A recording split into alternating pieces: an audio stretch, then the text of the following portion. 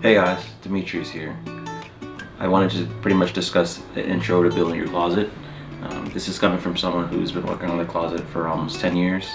I bought and sold so many clothes. I'll post a picture here of my Grailed account and the amount of transactions I've had, which is astonishing. But at some point I had a realization this year or last year after I came back to Japan, and I realized I needed to, get my closet in order. And there's not a lot of videos out there helping you, and there's a lot of videos, showing what people are buying and what they're buying and where to buy, these clothes. But there's not a lot of videos telling you the philosophies and how you can kind of get your own stuff in order without going down this rabbit hole of buying so many clothes. Got some steps broken out for you guys, so let's get started. Step one is going to be starting with your real life. This is going to consist of your environment and what you do on a daily basis. If you're trying to find your wardrobe, I completely understand, but the first step is not trends or brands, it's your daily life. So your ask is always going to be, what is my routines? Where am I at most of the day? Where am I at throughout the week? That's essentially where your closet is going to hit. You're going to basically have a uniform that you wear throughout the week, that you scatter and change different patterns, but the idea is you understanding first what are you doing on a daily basis and where you're at most of the life, your time. So it's gonna boil down to your environment, right? Is it cold? Is it hot? Things like that. What do you do after you leave work, right? Those are gonna be the areas that you're basically trying to navigate. Most people in fashion like to call it uniform. It's basically when you buy so many clothes and you have so many clothes that you get tired of it, so you just start wearing the same thing. Obviously, if you're not completely into fashion, there's still some fruit here, for you to pick off for your own tree. But the base is, what do I wear and how can I basically make sure it's efficient enough for my daily life. So alright, so step two is letting your environment decide quality. And sorry if I'm looking up at the camera looking down, I just want to make sure I'm getting all the information out to you guys. But your environment is a huge thing. And look, we love to debate quality, heavy denim, heavy tees, down jackets. You tell yourself, oh, I'll have this for 10 to 20 years. But the reality is you're going to get tired of them before they even decide to disintegrate, right? So choose clothes based off the environments. If you live somewhere hot most of the year, you don't need super thick pants, you don't need super thick t-shirts. If you live somewhere cold, okay, I can understand how things are a good case, but for the most part, most places you can focus a little bit more on silhouettes than actual quality of clothes for the thing. And let's be real here. Look, I understand, you should wear the best quality clothes, but the reality is as long as it fits well and you take care of it, most clothes will pretty much last forever. So at the end of the day, the point of this is just to get out of the habit of overspending, where your environment doesn't really demand this sort of quality. And that part I'll go into deeper in the future steps. So moving on to step three. Step three is going to be thinking of every piece as a pet. You get a dog, you don't just go and buy it online and then have it picked up and you can't return it, right? You go to the store, you see how it looks. That part of the process is how I usually try to look at clothes, because at the end of the day, in this economy, everyone sells vintage. Clothes are not moving as fast as they were back in the day, where you can just buy and resell stuff quickly.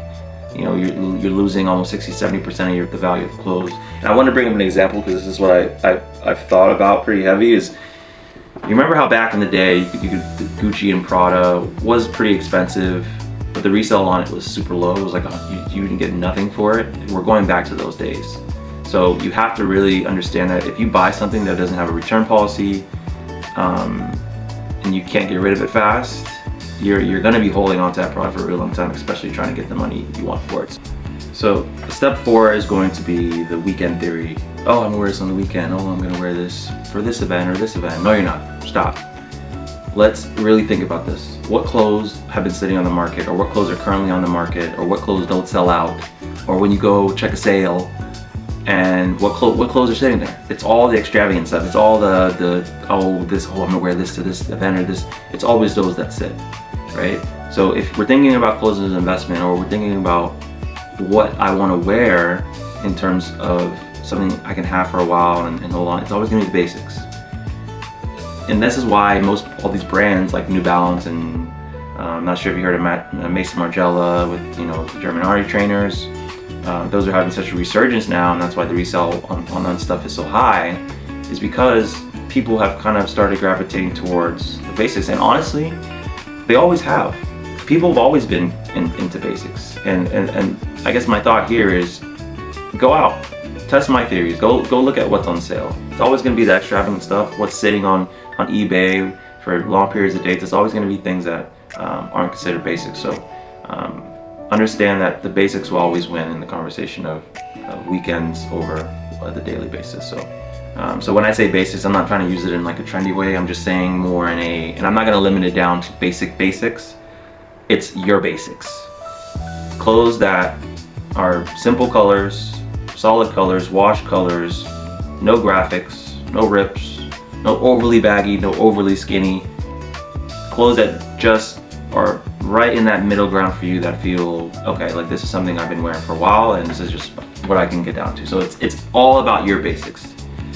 Uniqlo may sell these basics where they have these huge big tees, and that's not everyone's basics, right? So basics is a word that's, I feel like, is loosely used, but at the end of the day, it's all going to rely on you and what you deem as basic. So for shoes, we're talking neutral colors. For boots, we're talking neutral colors, neutral fit. For pants, we're talking neutral fit compared to what you have, and then it's going to be all neutral across the board. So at the end of the day, this is going to be your daily formula for what's being worn on a daily basis. All right, so this is step 5. This is going to be the homework section of the video. I want you to go to your closet if you have time. This shouldn't take a tremendous amount of time. You might have a bunch of clothes, but then this is why you're at this video, right? So go to your closet. I want you to take your main life clothes. I want you to put all those clothes in one pile. And then I want you to take any other clothes that you have, and I want you to separate them by occasion. And then you should be left with a pile, which is just basically clothes that are miscellaneous. So you're gonna start with your work clothes. This is where you're at most of the week, or your main life clothes. And you're gonna take that pile and you're gonna separate it into 2 sections. One section is gonna be, I like these clothes. When I put them on, they make me feel joy. And then you're gonna have your other section of clothes that they don't make you feel anything. They don't make you feel anything. And what I mean by feel, it could be the look, it could be the color, it could be the silhouette, it can be whatever the feeling comes across. So at the end of the day, when you go in your closet, you're grabbing a piece of clothes, it should make you feel something. Separated those 2, and I want you to do that for every other category. That is gonna basically set you up and let you know how much work you have to do. The goal is, you want as many clothes as possible in your closet that make you feel something. Because then, when you go about your life, just like I said earlier, you can go step in your closet, you can grab a piece of clothes, you can get some kind of feeling from the clothes, because that's why people buy anything, right? It's to get some kind of feeling, and you can go on with your day. Okay guys, so that's pretty much all the steps I would take in the introductory process of rebuilding your wardrobe. I'll probably have more thoughts in the future that I can pretty much share with you guys, but this is just your homework for now. Start here, and then I'll create further videos for tips and things like that. But at the end of the day, we just want you to build a wardrobe here so that you can walk in your closet every day and feel good about the material on your body, the silhouette, and how good an outfit actually makes you feel. So it's clothes are just an addition to your day, right? It's almost miscellaneous. If you're not into clothes, I'm just hoping you can take something from here. Take a look at your closet and maybe realize that I'm just a little bit wasteful here, and I can be a little bit more efficient. So that's kind of where I'm at. And just don't get stuck in this whole loop of buying and clothes that you don't wear and not keeping them in your closet and collecting dust, because at the end of the day, there's so much clothes in this world, and I think we can all do a better job of being more efficient in how we're buying and wearing our clothes. So if you like the video, hit a subscribe, hit a like, and stay tuned. I'll be trying to put more videos in the similar topic in the future. So see ya.